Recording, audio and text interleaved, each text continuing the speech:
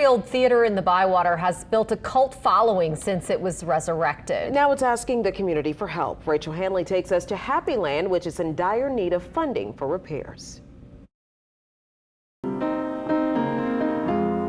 It's been less than 10 years since Happyland Theater came back to life.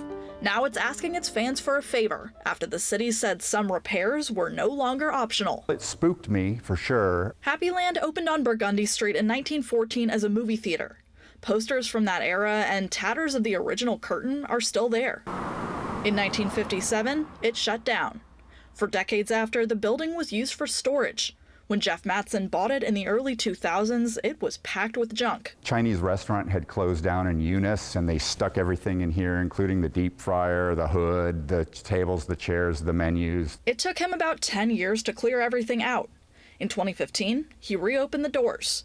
Since then, the theater's carved out a niche in the New Orleans music scene, both for its variety. We host the Puppet Festival every year. We've done swing dance. I mean, we've done a bazillion things over the years. And the fact that it survives on community donations. That also means there isn't much left over for big expenses. And that's exactly what it's facing now. This month, Mattson got a letter from the city saying the theater would start facing regular fines if it didn't make certain repairs. Most of the damage is here on the side of the theater. You can see some of these boards have been completely worn through by weather over time. Letting water in and looks bad. The theater was also told to clean up graffiti and to repaint parts of the exterior. It's trying to raise $20,000 for repairs by its next hearing date.